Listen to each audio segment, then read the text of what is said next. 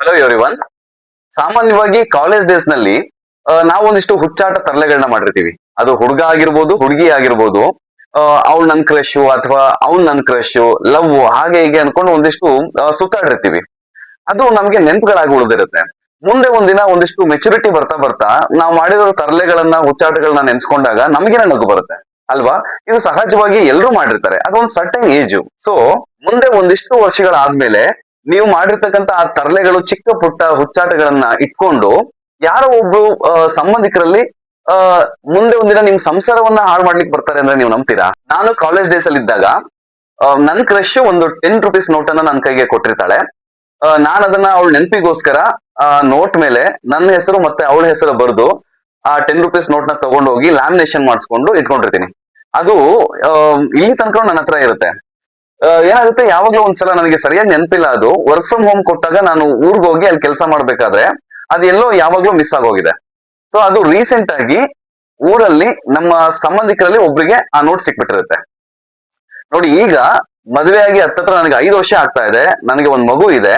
ಈಗ ಆ ನೋಟನ್ನ ಇಟ್ಕೊಂಡು ನನ್ನ ವೈಫ್ಗೆ ಫೋನ್ ಮಾಡಿ ಅವ್ರು ಹೇಳ್ತಾರೆ, ನನ್ಗೇನೋ ನಿಮ್ ಯಜಮಾನ್ರ ಬಗ್ಗೆ ಗೊತ್ತಾಗಿದೆ, ನಾನೇನೋ ನಿಮ್ಗೆ ಹೇಳ್ಬೇಕು ಅಂತ ಹೇಳಿ. ಅದಕ್ಕೆ ನನ್ನ ಹೆಂಡತಿ ಹೇಳಿದಾಳೆ, ನಮ್ಮ ಯಜಮಾನ್ರ ಬಗ್ಗೆ ಗೊತ್ತಿಲ್ದಿರೋ ವಿಷಯಗಳು ಏನೂ ಇಲ್ಲ, ಏನಂತ ಹೇಳಿ ಅಂತ ಹೇಳಿ. ಇದಕ್ಕೆ ಅವ್ರ ರಿಪ್ಲೈ ನೋಡಿ ಹೇಗಿದೆ.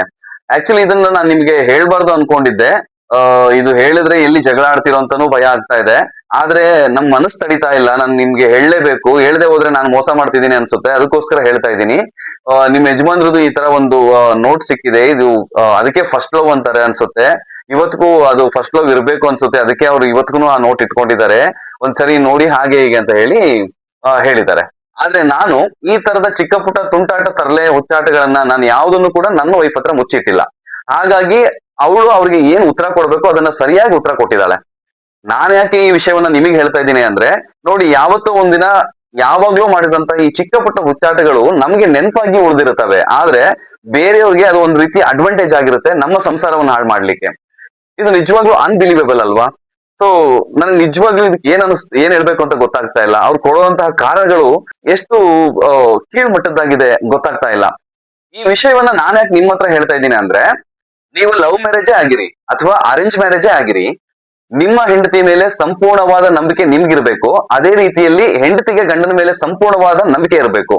ಹೀಗೆ ಪರಸ್ಪರವಾಗಿ ಎಲ್ಲಾ ವಿಚಾರಗಳಲ್ಲೂ ಕೂಡ ಅಂಡರ್ಸ್ಟ್ಯಾಂಡಿಂಗ್ ಇದ್ದಾಗ ಈ ತರದ 100 ಅಲ್ಲ 1000 ವ್ಯಕ್ತಿಗಳು ಸಂಬಂಧಿಕರಲ್ಲಿ ಬಂದ್ಬಿಟ್ಟು ಸಂಸಾರ ಹಾಳು ಮಾಡ್ಲಿಕ್ಕೆ ಬಂದ್ರು ಕೂಡ ಯಾರು ನಿಮ್ಮನ್ನ ಅಳ್ಳಾಡ್ಸಕ್ ಆಗಲ್ಲ.